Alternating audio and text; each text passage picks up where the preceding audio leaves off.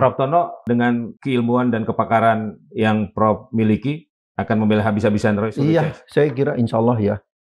Termasuk siap dengan konsekuensinya, Prof? Siap mental lah.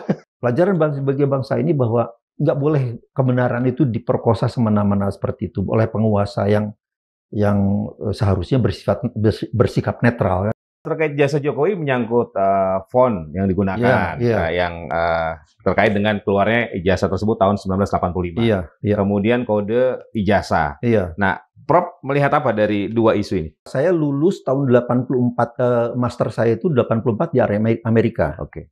85 saya pindah ke London. Saya lulus tahun 88. Jadi dalam 86 sampai 87 saya proses penulisan disertasi saya kan di situ. Itu yang namanya Times New Roman belum ada. Font itu belum ada. Belum ada. Sebagai doktor dan pakar fotogrametri tadi, bagaimana Prof Tono melihat kasus ijazah Jokowi? Jadi kalau untuk memeriksa ijazah itu lebih sederhana karena konstruksinya tiga dimensi kan, hanya 2 dimensi aja.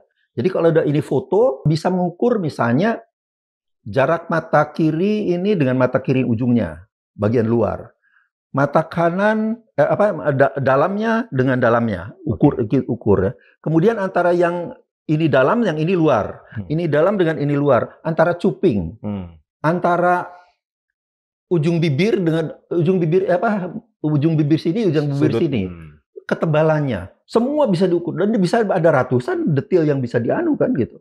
Dan itu sangat sederhana kalau melihat fotonya itu agak mencurigakan ya, sangat mencurigakan. Menurut Prof sebagai alumni UGM, apa yang seharusnya bisa dilakukan oleh UGM? Yang memiliki keahlian seperti ini di UGM itu banyak. Kenapa mereka tidak melakukan? Nah, ada 2 kemungkinan. Pertama, mereka takut. Atau mereka sebetulnya lebih percaya pada apa yang dilakukan oleh Rismond kan gitu.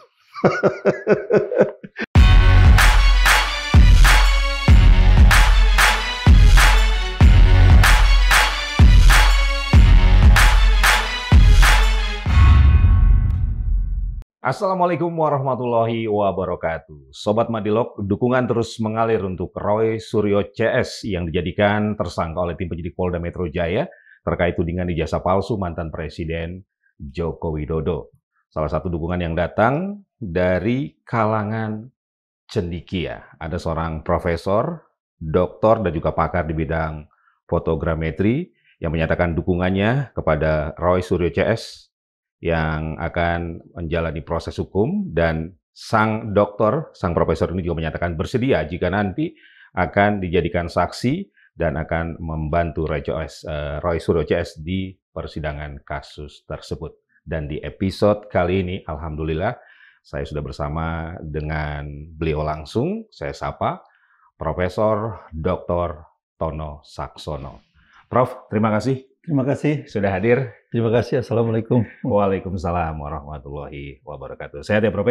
Ya, alhamdulillah. Terima kasih atas undangannya. Alhamdulillah.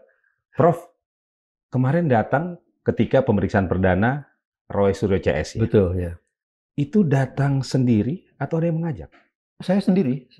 Bahkan itu betul-betul spontan aja gitu. Karena saya merasa bahwa ini 3 orang ini kan sebetulnya aset bangsa ini, ya kan ya. Mereka punya keahlian yang sangat mereka profesional di bidangnya lah gitu ya. Punya pengalaman yang sangat baik dalam bidang-bidang mereka, tapi kemudian mereka harus dikriminalisasi ya. Ini yang menurut saya sangat sangat menyedihkan gitu ya. Masa kita jadi bangsa yang sangat kerdil sekali kalau menurut saya kalau sampai kekayaan intelektual yang mereka miliki itu ya mungkin Roy itu tidak terlalu muda lagi lah, tapi Rismond itu kan seumuran anak sulung saya. Oke. Kira-kira 48 tahun rasanya kalau nggak salah itu. Jadi kalau orang seperti ini kemudian harus dipenjara, padahal mereka lagi produktifnya kan. Orang yang sangat, jadi saya sangat ini harus dibantu gitu ya. Dibela. Nah, dibela gitu ya. Saya kebetulan punya pengalaman akademik, pengalaman profesional. Saya di perguruan tinggi saya pernah melakukan saya di industri juga pernah. Jadi kemudian balik lagi ke perguruan tinggi ya. Saya melakukan riset-riset yang meskipun tidak persis sama, tapi sangat sangat similar gitu ya. Baik. Ya, jadi Prof, apa yang paling membuat Prof gelisah atau menggelitik ya terkait dengan kasus Roy Suryo CS ini sesuai dengan kapasitas dan keilmuan Prof Tono? Iya, yang pertama sekali adalah begini, sikap seharusnya kepolisian itu ya, itu bersikap independen. Kalau ada pengaduan dari masyarakat, kemudian yang teradu, polisi itu seharusnya pertama harus berdiri di tengah. Jangan bias untuk berpihak seolah-olah ke peneliti ke pengadunya kan gitu, atau ke yang diadukan, itu tidak boleh. Karena kewajibannya adalah menunjukkan kebenaran kan gitu. Jadi pertama itu harus Nah, ini yang tidak saya lihat gitu ya. Misalnya hal yang misalnya ini ijazah ini identik. Tapi kan identik itu tidak dijelaskan gitu loh. Apa sih sebetulnya yang identik itu prosesnya bagaimana kan gitu. Yang dibandingkan dengan apa kan gitu. Bagaimana cara membandingkannya. Ini kan harus sangat detail dijelaskan. Tidak bisa dong cuman hasilnya doang kan gitu. Itu kan seperti kalau kita makanya di podcast video yang lalu itu saya katakan bahwa kalau ada mahasiswa, saya memberikan ujian ke mahasiswa itu betul, tapi kertasnya kosong, cuma ada satu jawaban betul memang X misalnya. Ya kan nggak bisa dong saya menerima itu kan gitu, karena bisa saja dia terjadi pada last minute dia melihat ke sebelahnya. Oh, dapatnya X, udah X aja. Tapi lainnya kosong kan gitu. Kan tidak boleh dong seperti itu. Karena itu adalah kemudian hanya di ujungnya aja kan gitu. Dia kan harus menjelaskan juga prosesnya. Nah, itu yang harus dilakukan oleh kepolisian juga. Apakah termasuk pernyataan Kapolda Metro Jaya, Irjen Asep itu, yang menyatakan Roy Suryo CS ini telah mengedit dan memanipulasi ijazah Jokowi, dokumen ijazah Jokowi. Itu juga kasus isu kedua yang saya sangat sesalkan gitu ya. Kenapa, Prof? Ya karena ini adalah wilayah digital, namanya ilmunya itu namanya digital image processing ya. Nah, saya kebetulan banyak melakukan penelitian-penelitian seperti ini, meskipun tidak persis sama seperti yang dilakukan oleh Roy ya. Karena image processing itu ada modul atau plugins-nya itu adalah modul-modul yang spesifik untuk itu kan ada ratusan bahkan ribuan. Jadi apa yang saya gunakan mungkin tidak sama dengan apa yang dilakukan oleh Roy. Atau sebaliknya juga Roy tidak tapi kalau misalnya saya saling mengerti, bisa saling paham lah. Saya bisa memahami apa yang dilakukan oleh Roy dan kawan-kawan. Sebagian mereka kalau saya jelaskan apa yang saya jelaskan, mereka juga pasti bisa menerima juga gitu ya. Jadi ini yang artinya bisa memahami gitu. Jadi itu adalah karena kita dalam satu framework yang sama bahwa itu adalah digital image processing. Nah, saya sendiri sebetulnya belajar digital image processing itu melalui proses yang sejak dari analog sampai ke digital murni ya, dari analog sampai digital murni. Saya memperoleh pendidikan di S2 di Amerika itu pada tahun sampai 84 ya. Lalu 84. Saya di dalam bidang fotogrametri namanya. Fotogrametri artinya foto itu foto seperti biasa, grametri itu adalah pengukuran. Jadi pengukuran di atas foto untuk merekonstruksi kalau biasanya umumnya adalah topografi Google Earth. Nah, misalnya produk yang paling populer sekarang ini adalah Google Earth. Ya, jadi tugasnya itu adalah kalau fotogrametri itu adalah dari foto-foto yang diambil itu kemudian direkonstruksi menjadi informasi 3 dimensi. 3D, ya 3D itu. Ya, itu sebetulnya itu. Jadi misalnya tugas-tugasnya itu kalau membedakan antara image processing dan fotogrametri itu adalah bersambungan, saling beroverlap atau saling supporting gitu ya. Misalnya orang mengambil foto ada jalan, ya misalnya jalannya jadi begini, perempatan ya seharusnya, tapi karena angle yang jadi begini ya. Kemudian di foto yang lain angle-nya ya bener gini. Tugas fotogrametri itu adalah pertama, tugasnya image processing itu adalah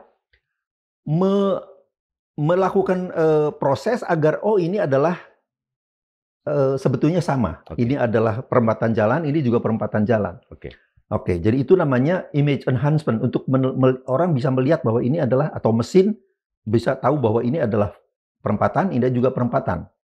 Nah, fotogrametri kemudian memproses agar ini diputar begini, diputar begini, putar ini, ditumpangkan di sini, kemudian sehingga dia dikoreksi begini. Ngepas. Pas, koreksi. Nah, itulah yang dinamakan koreksi fotogrametri, itu adalah seperti itu. Baik. Jadi keduanya itu sangat interrelated gitu. Nah, sebagai dokter dan pakar fotogrametri tadi, bagaimana Prof. Tono melihat kasus ijazah Jokowi?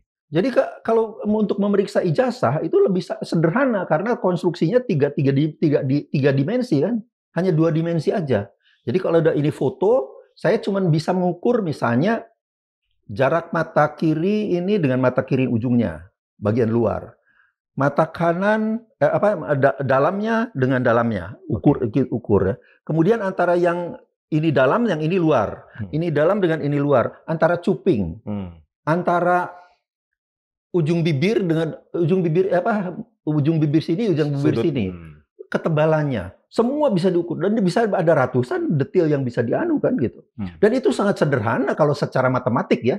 Karena kalau saya sudah biasa melakukan konstruksi matematik menjadi 3 dimensi. Ini cuma di 2 dimensi doang. Itu matematikanya sangat sederhana sekali. Jadi itu sudah saya lakukan. Artinya bisa saya lakukan dengan peralatan analog maupun peralatan digital. Itu dua-duanya bisa dilakukan. Jadi tidak ada masalah. Secara keilmuan, secara fotogrametri, Prof sampai pada kesimpulan apa terkait kasus ijazah Jokowi? Iya, tentu saja saya belum melakukannya ya, karena saya kan saya sebetulnya gini, saya peneliti tapi saya kan sebetulnya sudah sibuk sekali meneliti kasus yang lain gitu ya, isu yang lain. Saya adalah peneliti kehadiran fajar. Kehadiran fajar di dunia yang saya dari data yang saya miliki, saya mempunyai data sekitar 2.300 hari di seluruh dunia, dari seluruh dunia, 5 benua, sejak dari New Zealand sampai dengan Kutub Utara. Ini untuk penentuan salat subuh itu ya? Untuk salat subuh itu. Dan kembali ke ijazah, Prof? Ya. Kembali ke ijazah Jokowi ini, dari secara keilmuan, apa yang menjadi catatan dari Prof. Tono? Iya, jadi kalau misalnya, jadi gini intinya, kan ada isu bahwa ini kalau dokumennya analog tidak boleh dong diperiksa secara digital. Kalau memang saya harus memeriksanya secara analog, saya bisa lakukan. Dan saya punya pengalaman, pengalaman akademis maupun profesional ya, saya bisa lakukan. Cuman persoalannya alat-alat seperti itu sudah tidak ada. Tidak ada. Saya sudah dulu kan saya mengajar juga di UGM kan. Saya kontak UGM, sudah nggak ada Pak, 2010 kalau nggak salah katanya udah kita kembalikan ke UGM dan itu mungkin sudah jadi bersih rongsok lah gitu ya. Saya tanya ke beberapa teman yang bekerja di industri, bergerak di industri ya. Industri, udah nggak ada alat kita jual cuman harganya bisa buat nyate sama untuk anak-anak aja katanya. Padahal dulu dibelinya dengan harga ratusan juta. Jadi sudah tidak ada alat-alat analog seperti itu. Tapi kalau misalnya saya memang harus melakukannya secara analog, boleh. Saya akan melakukan misalnya pengukuran yang tadi itu secara analog, tapi sediakan alatnya. Baik. Itu. Prof, saya kan ini kan isu terkait jasa Jokowi menyangkut font yang digunakan, yang terkait dengan keluarnya ijazah tersebut tahun 1985. Kemudian kode ijazah. Nah, Prof melihat apa dari 2 isu ini? Nah, itu itu yang sudah saya lakukan adalah itu. Jadi secara global saja gitu ya. Artinya tidak secara detail bahwa harus mengukur gitu. Nah, itu pengalaman saya lulus tahun 84, master saya itu 84 di Amerika.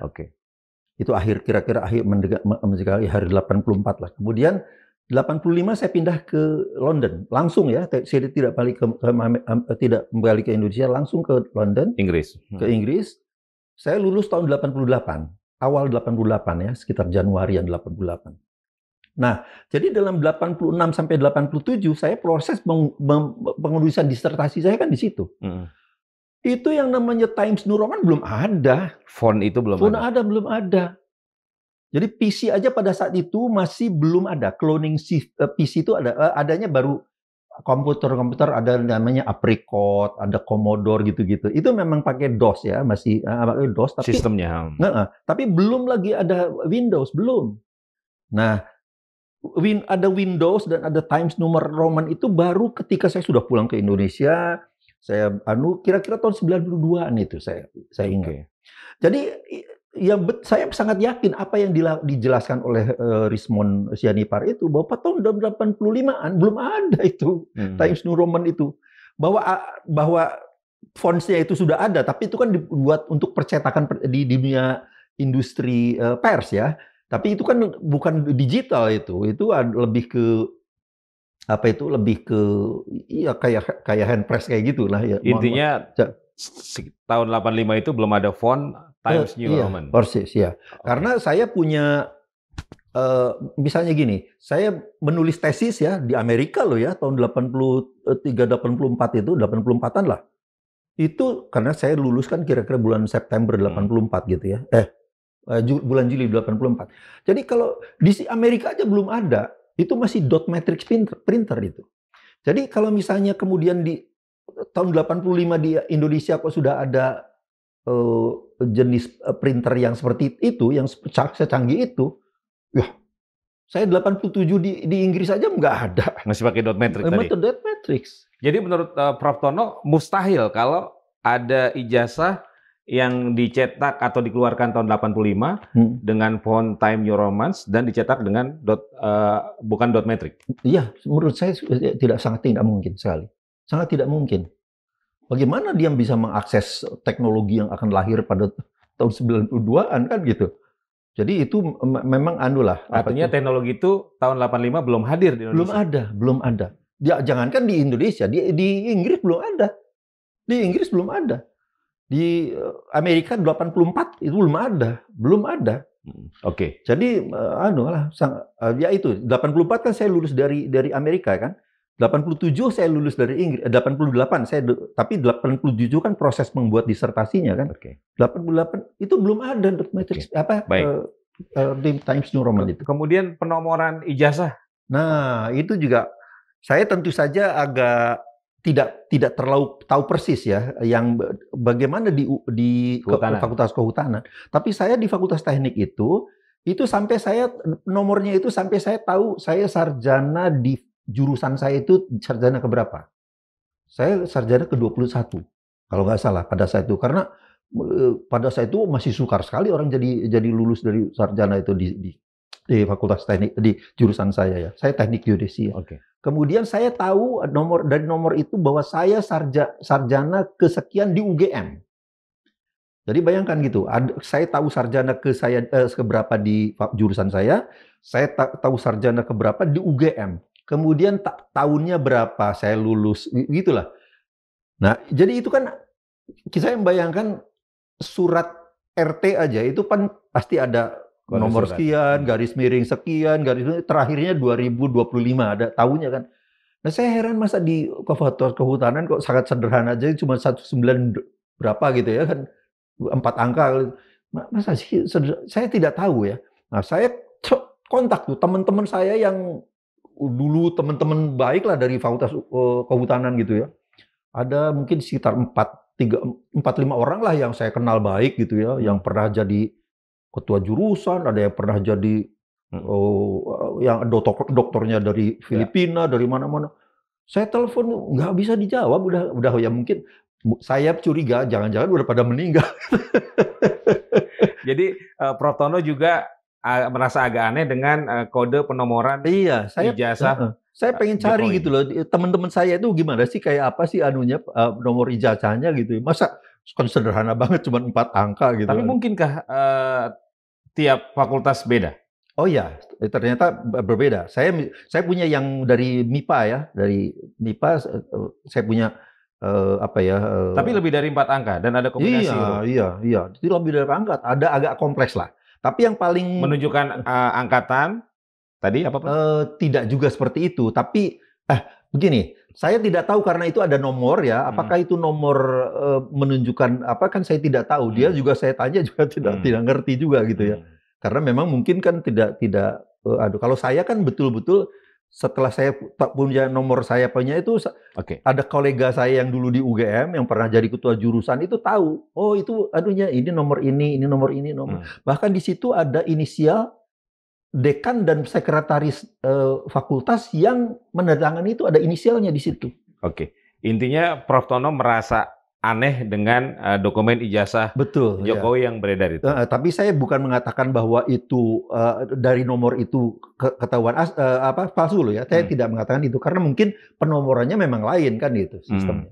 Cuman agak curiga aja kok sederhana banget kan itu. Oke. Kembali lagi secara keilmuan, jadi kesimpulan Prof. Tono apa terkait dengan dokumen ijazah Jokowi yang beredar ini? Iya begini, saya kemudian memang dimintakan oleh Pandu bahwa saya untuk saksi ahli. Saya bilang saya bersedia karena ini adalah masalah menurut saya malah masalah kebangsaan, masalah negara yang masalah bangsa bukan kebangsaan, masalah bangsa yang agak krusial gitu ya, agak Saya bersedia. Nah, tapi kalau saya nanti jadi saksi ahli, saya akan menerapkan diri sebagai orang yang independen. Jadi saya tidak akan memihak bahwa ini pasti benar, yang ini pasti belum.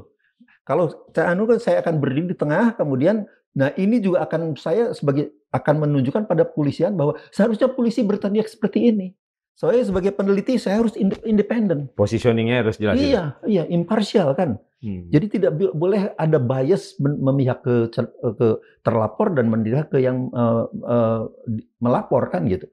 Nah, kemudian kalau misalnya memang harus saya ditugaskan untuk memeriksa dokumen yang analog itu, harus analog, boleh, tapi sediakan peralatannya, kan gitu. Dan peralatan itu saya harus peringatkan bahwa peralatan analog untuk mengukur dengan akurat seperti itu sudah tidak ada. Minimal dari beberapa sumber yang sudah saya anukan di Indonesia lah ya. Nah, mungkin juga masih ada, tapi kan harus dicari kan itu. Mungkin ada orang yang masih menyimpan kan gitu. Oke, tapi itu kan perlu waktu dan perlu effort lah gitu ya. Kalau menurut Prof. Tono secara keilmuan yang dilakukan Roy Suryo, Dr. Tiva, Arismond dan kawan-kawan ini secara keilmuan bagaimana? Iya, definitely benar lah. Artinya prosedurnya itu betul. Memang secara digital, saya menguasai keduanya kan. Secara analog saya kuasain, secara digital saya kuasai juga. Dan saya ada juga baca bukunya, belum selesai memang karena baru saya dapat 2 hari yang lalu buku yang Jokowi White Paper itu. Itu ya saya merasa itu prosedur yang sudah benar lah ya, sudah benar artinya sesuai dengan kaidah-kaidah saintifik yang terpercaya lah gitu ya, reliable lah gitu. Itu juga yang menjadi salah satu alasan Prof. Tono untuk gabung untuk membela mereka. Iya. Tapi tetap saya katakan bahwa seandainya saya membela pun saya akan berdiri di tengah ya, karena saya akan menunjukkan bahwa seharusnya ya sebagai ilmuwan, sebagai saintis ya saya harus bersikap independen kan gitu. Apa tujuan yang ingin Prof. Tono Prof. Tono capai dengan membela Roy Suryo CS ini? Ya saya ingin menyelamatkan kalau memang toh itu, karena sekarang ini kan kecurigaan dikriminalisasinya kan sangat jelas. Polisi terlalu berpihak pada yang melapor kan gitu. Misalnya ini identik. Loh, identik itu bagaimana kan gitu? Harus dong. Prosedurnya itu harus dijelaskan, membandingkannya dengan amanah. Kan itu harus terbuka. Rakyat harus tahu dong, tidak boleh kemudian seperti orang tadi ujian cuman X dilingkari terus kita harus percaya. Loh, nggak bisa dong seperti itu. Itu namanya namanya tidak apa ya? Ya itu namanya parsial kan, jadi tidak memperlakukan itu secara adil. Nah, saya akan melakukan itu dengan cara saya akan independen, saya akan melakukannya secara tidak memihak kemanapun, tapi sediakan barangnya, sediakan ijazah aslinya, sediakan sediakan ijazahnya Pak Jokowi, sediakan ijazah lain yang ini, kemudian Kemudian kita lakukan perbandingan itu dengan Oke. dengan cara. Tadi Prof. Tono menyatakan bahwa apa yang dilakukan oleh Roy Suryo CS ini secara saintifik sudah benar ya? Ya, Prosedurnya sudah benar. prosedurnya sudah betul ya. Sementara pihak kepolisian menyatakan tadi kita di awal sudah singgung mereka mengedit dan memanipulasi. Manipulasi. Itu yang saya keberatan. Bukan manipulasi. Memanipulasi itu kalau kalau untuk menyembunyikan sesuatu kan gitu. Kan ini kan justru untuk lebih menjelaskan sesuatu. Yang namanya digital image processing itu tujuannya adalah image enhancement. Image enhancement itu adalah memperoleh image, citra, gambar, apapun yang lebih dapat diinterpretasikan untuk keperluan manusia gitu ya. Sehingga kita bisa melihat bahwa seperti tadi, ini perempatan jalan kan gitu. Nah, sehingga kita bisa namanya stereo matching, mematchingkan antara ini dan ini sehingga dia bisa dikoreksi kan gitu. Ya. Nah, itu kan proses-proses yang kita bisa dengan nalar bahwa itu adalah logic kan gitu. Oke. Jadi gitu. sebenarnya Prof, upaya sederhana bisa dilakukan ya untuk pembuktian ini ya, sehingga tidak terlalu gaduh, tidak terlalu memakan energi bangsa. Iya, ya pertama tentu saja kalau memang harus dilakukan uji analog ya sediakan ijazahnya, kemudian sediakan ijazah pembandingnya, kemudian kita lakukan kan gitu. Tapi kan ijazah pembandingnya ini juga harus jangan yang palsu juga kan. Persoalannya kan itu. Jadi itu memang jadi kita harus betul-betul, dan itu kita harus lakukan secara terbuka. Nah itu kan sebagai objek pokok, menurut Prof. Tono ada ijazah asli? Ya tentunya kan alumni UGM kan banyak, ya kan? Alumni ijazah Pak Jokowi ini yang asli. Nah kalau itu saya tidak tahu ya, tapi menurut saya kok melihat foto yang ada di situ, saya kok agak curiga gitu ya. Kenapa fotonya kok seperti itu dan lain sekali menurut saya. Jadi itu sebabnya ya kita. Tapi tentu saja itu kecurigaan seperti itu kan kayak hipotesis kan. Hipotesis tapi ini harus dibuktikan. Nah, untuk membuktikannya itu ya harus dilakukan uji yang sangat akurat kan gitu. Oke. Menurut saya gitu. Menurut Prof sebagai alumni UGM, apa yang seharusnya bisa dilakukan oleh UGM untuk sebagai bagian dari upaya untuk mengklirkan persoalan? Nah, ini yang menurut saya kok agak sebetulnya orang-orang yang memiliki keahlian seperti Rismond, Roy Suryo, saya tidak terlalu dengan Bu Tiva ya, karena saya jauh terlalu jauh dengan terlalu jauh keilmuannya itu dari saya. Tapi kalau Rismond dan Roy itu kan sangat dekat lah dengan apa yang saya pelajari gitu ya, apa yang saya kuasai. Seharusnya yang memiliki keahlian seperti ini di UGM itu banyak. Dari teknik elektro banyak, dari jurusan dulu saya mengajar teknik geodesi itu banyak. Orang-orang yang mengambil spesialisasi fotogrametri kan banyak juga gitu. Ya mungkin kalau menurut saya ada 7 sampai 5-7 orang adalah itu pasti yang punya itu. Dokter-dokter muda yang punya keahlian yang sama. Seharusnya kalau memang mereka itu mensupport statementnya rektor, mereka membantu kan. Dari geografi juga banyak gitu ya. Katakanlah dari 3 jurusan itu saja, seharusnya kan bisa mensupport apa yang di statementnya rektor itu dengan technical support gitu ya, dengan technical support dengan scientific gitu ya. Tapi mereka nyatanya tidak ada kan gitu. Kenapa mereka tidak melakukan? Nah, ada 2 kemungkinan. Pertama, mereka takut, atau mereka sebetulnya lebih percaya pada apa yang dilakukan oleh Rismond kan gitu. Kan gitu. Ya itu kecurigaan seperti itu kan lebih dan menurut saya kok saya lebih kecenderung yang kedua itu. Jangan-jangan mereka itu sangat curiga loh, ini Rismond tuh udah bener itu. Roy Suryo tuh udah bener. Jadi mereka juga kalau misalnya mau melakukan kajian gitu ya, pasti hasilnya tidak jauh berbeda dengan apa yang dilakukan oleh Rismond kan gitu. Baik. Kalau pihak kepolisian menurut Prof. Tono, mereka punya peralatan dan juga SDM untuk hal ini? Mungkin tidak persis seperti yang saya hayalkan ya, tapi menurut saya minimal mereka punya laboratorium uji karbon ya, uji karbon, kertasnya, tes. Kan umur kertas itu bisa kan gitu. tintanya, ya kan, umur tintanya betul nggak itu. Jadi banyaklah itu seperti itu. Kemudian kalau misalnya uji analog ya biar itu memang pokoknya terbuka aja gitu supaya kita bisa menilai, oh Anda sudah melakukannya sesuai dengan kaidah-kaidah akademis dan tapi kan ini kan tidak pernah gitu dijelaskan kan gitu. Kalau mereka berpedoman kepada keterangan pakar dan ahli yang mereka mintai keterangan, itu Iya, bisa juga. pakarnya itu kan harus terbuka juga. Siapa pakarnya? Kemudian apakah proses prosedurnya bagaimana, metodologinya bagaimana kan gitu. Bahannya apa yang dibandingkan sehingga menjadi identik itu. Kemudian metodologinya bagaimana, itu yang harus terbuka kan gitu. Itu harus dibuka juga ke publik. Menurut saya harus dong. Itulah yang saya katakan bahwa kepolisian itu harus berdiri di tengah. Karena ini adalah menganukan masalah kebenaran, bukan dia berpihak pada pelapor gitu. Itu tidak boleh seperti itu kan gitu. Oke. Nah, Baik. itu yang saya merasa bahwa wah ini kalau seperti ini ya kasihan dong ketiga orang anak bangsa yang menurut saya aset bangsa seperti ketiga orang RRT ini, tapi kemudian harus diperlakukan tidak adil seperti itu, kemudian akan dikriminalisasi lagi. Kalau mereka sampai dihukum 5 tahun, bayangkan mereka itu, katakanlah 5 tahun saja, itu kan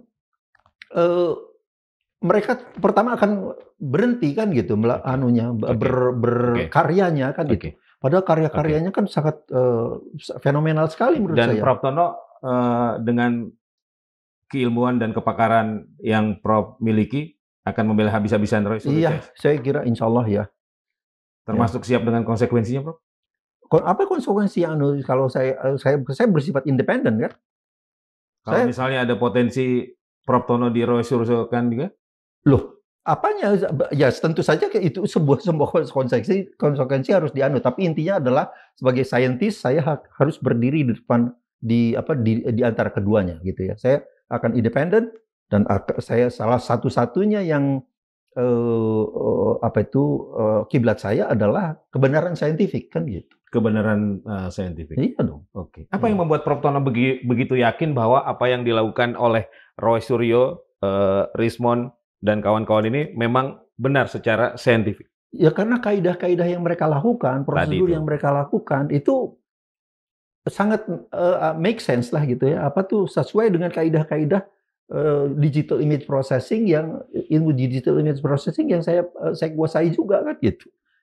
Meskipun mereka lebih mikro ya, karena itu urusan huruf dan sebagainya. Sementara saya sekarang ini makro ya, makro. Tapi kan saya pernah melakukan juga yang mikro gitu. Meskipun itu sampai 2005-an lah kan gitu. Oke. Dan Prof Tono juga siap kalau nanti dimintai keterangan oleh pihak kepolisian? Iya, insya Allah ya, siap. Apa yang akan Prof Tono sampaikan kepada pihak kepolisian? Pertama saya akan contohkan pada kepolisian bahwa sebagai kepolisian itu adalah seperti juga saya sebagai saksi itu harus bersifat independen dulu. Tidak boleh memihak pada siapapun kan gitu. Jadi kalau misalnya toh menyimpulkan bahwa ini identik, ya prosesnya harus terbuka. Siapa yang melakukan saksi-saksi yang diadu harus terbuka kan gitu supaya orang bisa melihat. Jadi jangan cuma sekedar seperti mahasiswa tadi yang dapat X cuma digilingkarin sudah situ. Semuanya kertasnya kosong, nggak boleh dong seperti itu. Itu harus transparan lah kira-kira gitu. Karena semua rakyat akan menilai ini kan gitu. Semua rakyat akan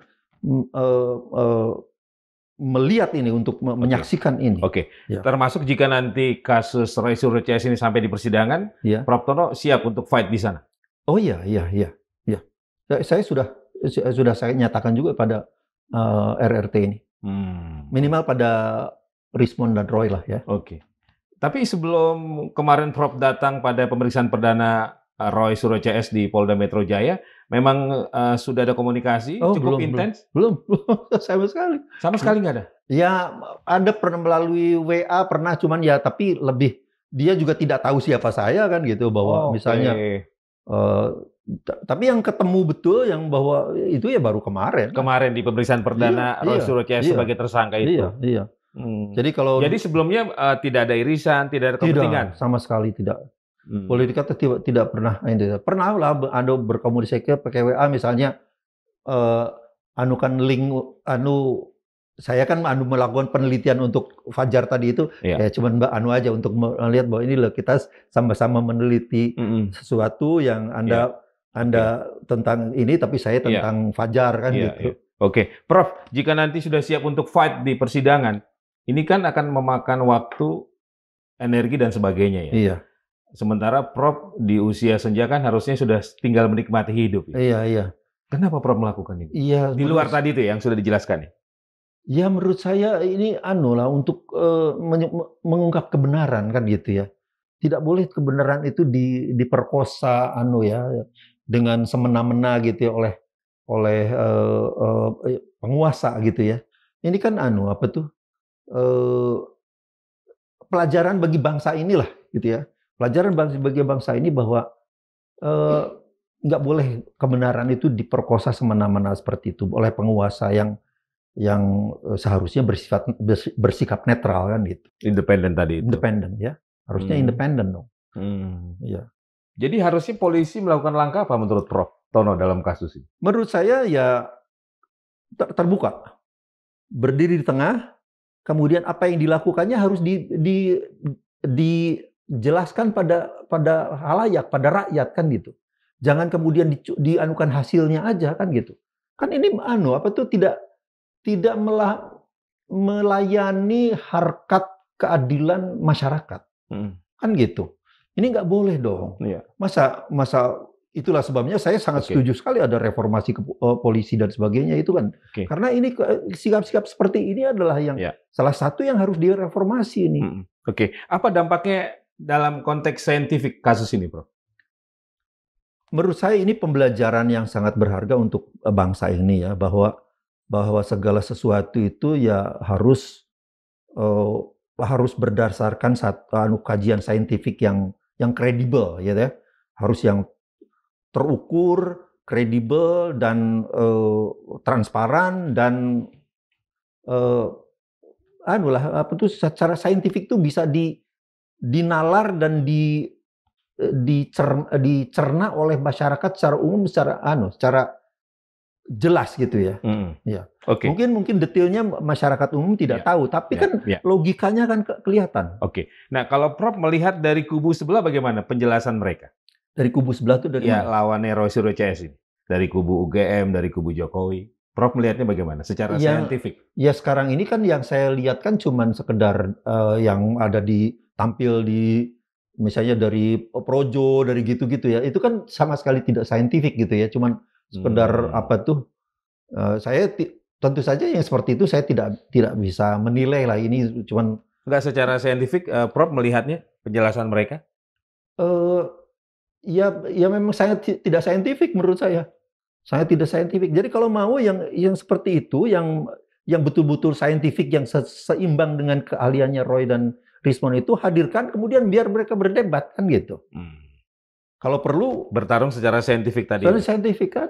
Nah, kalau perlu panggil misalnya orang-orang yang peneliti yang bisa berdiri di tengah. Insya Allah seperti saya yang merasa saya harus berdiri di tengah gitu ya.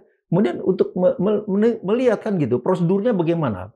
Apa betul atau enggak ini? Apa itu sesuai dengan kaidah saintifik yang kredibel atau enggak? Dan ini sebenarnya tidak membutuhkan waktu yang lama, Prof. Secara saintifik untuk pembuktian. Iya dong.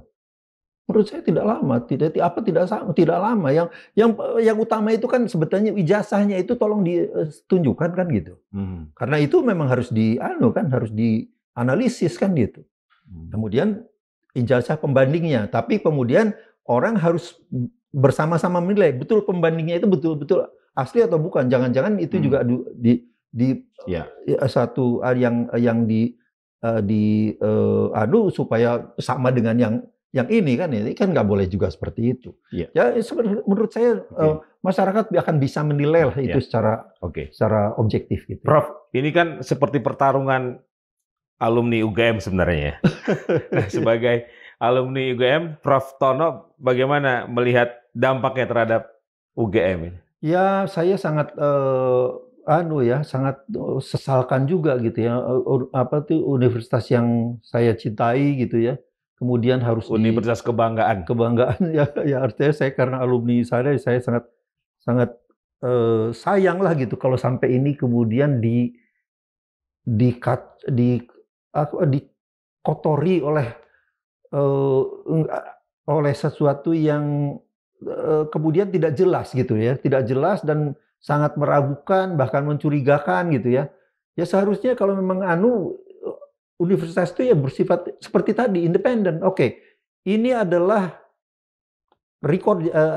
rekaman yang kita miliki. Mungkin ijazahnya tidak ada, tapi ini adalah buka semua kan gitu. Sehingga semua masyarakat harus bisa akan bisa Oke. menilai itu, apakah itu betul-betul apa tuh dokumen yang betul atau enggak kan gitu. Ya. Itu Oke. harus terbuka. Sebagai alumni, menurut Prof. Tono, Pak Jokowi ini pernah kuliah sampai lulus atau bagaimana? Nah itu yang agak ya karena agak sekali kalau melihat fotonya itu agak mencurigakan ya. Sangat mencurigakan gitu ya. Kemudian dari apa ya, keterangan-keterangan misalnya dosen pembimbingnya Pak Kasmujo, tapi tiba-tiba kemudian dibantah loh. Terus masa orang seperti itu tidak ingat dengan dengan pembimbingnya itu kan dulu pembimbing saya waktu di S1 itu bukan orang UGM saya.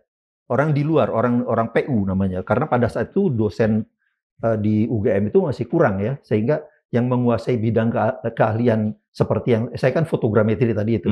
Meski dari S1 saya sudah fotogrametri, sehingga itu dari PU. Itu saya ingat betul orangnya siapa gitu, orangnya di PU gitu, itu tahu betul. Jadi maaf tidak usah saya sebutkan di sini, tapi saya kalau misalnya sekarang saya tahu lah itu. Di mana dia dapat masternya gitu ya. Nah, tapi kalau ini kan bisa lain-lain, bila Pak Jokowi ini Pak Kasmujo, tapi tiba-tiba dibantu oleh Pak Kasmujonya, kemudian jurusannya pun menyebutkannya salah kan gitu. Dan orang kata katanya namanya teknologi kayu itu tidak pernah ada. Ya itu cuman sayangnya saya ke sumber-sumber yang saya kenal gitu ya, karena teman-teman yang dari kehutanan kan banyak juga saya sebetulnya. Saya telepon ada 4-5 orang lah gitu, saya telepon kok nggak pernah. Iya. Oke, Prof. Selain menyiapkan diri, apalagi yang Prof. Tono persiapkan jika nanti fight ke persidangan? Iya, apa ya, paling-paling ya saya mungkin refresh gitu ya, terminologi teknis yang kemudian apa yang perlu apa yang harus dilakukan. Misalnya kalau misalnya harus mentes secara analog, berarti ini yang harus dilakukan, peralatan ini yang harus dilakukan. Kalau secara digital ya ini prosedurnya kan kira-kira. Menurut saya ya ke yang begitu-begitulah. Iya, oke. Keluarga sudah setuju, Prof fight untuk kasus ini? Istri saya sudah sakit, jadi saya kira enggak inilah. Anak-anak saya di luar negeri semua, jadi menurut saya kok ya jadi saksi itu kan bukan hal yang sangat ribet gitu menurut saya ya. Artinya dalam ribet dalam arti bahwa saksi malah bisa dihukum gitu kan apa tuh dari mana anunya gitu ya. Iya kan konsekuensinya bisa banyak kan, Prof? Iya itu anulah apa? Siap mental lah. Siap mental ya? Iya. Sudah siap segalanya. Iya. Tapi kalau kita melihat kondisi hukum hari ini, Prof.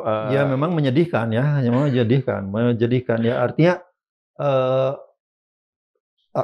kalau misalnya kita melihat KPK juga sekarang sudah seperti itu. Tapi harapan-harapan itu muncul misalnya di Kejagung ya sudah mulai gitu ya.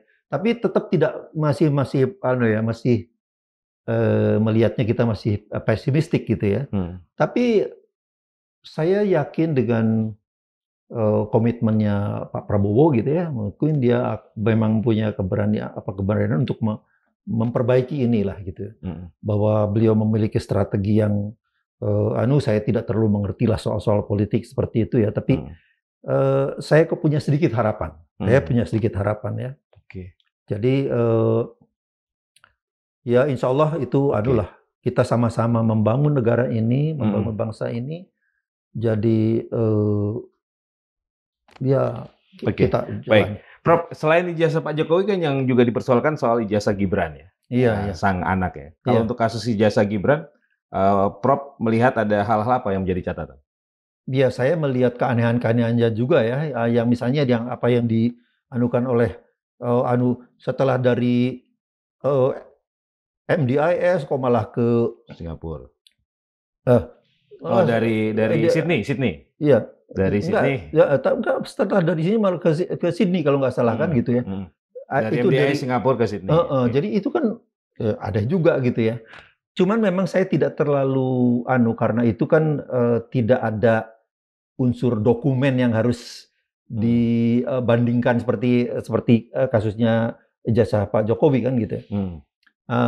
Saya tidak terlalu tapi dari apa ya? Yang berkembang itu memang ya sangat aneh lah gitu ya. Sangat aneh dan menurut saya kita memerlukan orang-orang seperti RRT ini yang membongkar ini, karena ini kan kalau misalnya betul-betul seperti yang mereka curigai kan aib bangsa ini kan gitu. Dan ijazah Gibran juga secara fotogrametri tadi sangat mudah untuk dibuktikan. Kalau misalnya ada pembandingnya ya, ada dokumen bisa, iya, sangat bisa lah, sangat bisa. Bisa dibandingkan misalnya tulisan Gajah Mada atau insert ini ya. Misalnya di sini dari I sampai S di sini itu berapa jaraknya berapa kan gitu. Dari sini ke huruf yang di sini kalau itu dicetak dalam masa yang bersamaan seharusnya kan persis. Oh, oke. Kan gitu. Jadi kalau dicetak belakangan itu ketahuan ya, Prof? Iya, kalau misalnya tidak bersamaan ya mestinya kan berbeda kan gitu. Artinya kita tidak bisa gunakan untuk sebagai pembanding kan gitu. Tapi kalau di tahun yang sama, pasti kan dicetaknya bersamaan gitu. Itu pasti antara huruf ini ke huruf ini, huruf ini ke huruf ke sana semua bisa diukur dengan. Termasuk misalnya ini cetakan lulusan luar negeri itu juga bisa diteliti juga ya. Iya. Ya. Kalau kita punya pembanding yang yang betul lah gitu ya. Oke. Prof, terakhir, menurut Prof Tono, ujung dari kasus ini akan kemana? Saya kok yakin bahwa negara ya sekarang tidak akan lagi gegabah gitu untuk mengkriminalisasi orang ya. Negara termasuk alat negaranya? Ya tentu saja pimpinan negara pasti akan mengontrol kan ini ke alat-alat negara yang sempat berantakan katakanlah seperti itu ya. Karena apa? Karena ini akan mencederai reputasi Presiden Prabowo loh ya. Kalau sampai harus pada saat tahun 2000 berapa ada Gus Nur dan dikriminalisasi. Sekarang ada 8 orang, malah 12 orang yang Bambang Tri. Bambang Tri dan Gus Nur itu sekarang malah ada 8 sampai 12 orang yang mau dikriminalisasi. Sampai menurut saya negara akan tidak akan diam lah untuk seperti ini. Dan ya, menurut Prof Tono itu tidak akan terjadi di era Prabowo? Saya kok merasa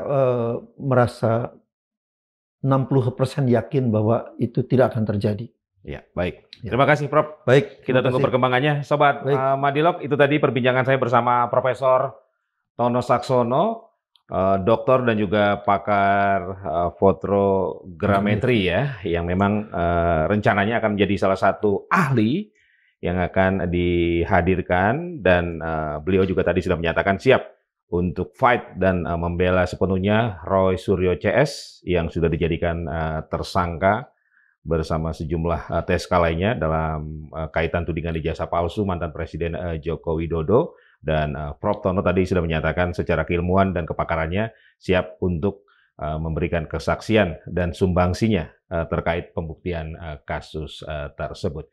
Insya Allah bermanfaat. Saya Margi Sari pamit. Insya Allah kita akan jumpa di episode yang akan datang. Assalamualaikum warahmatullahi wabarakatuh. Waalaikumsalam.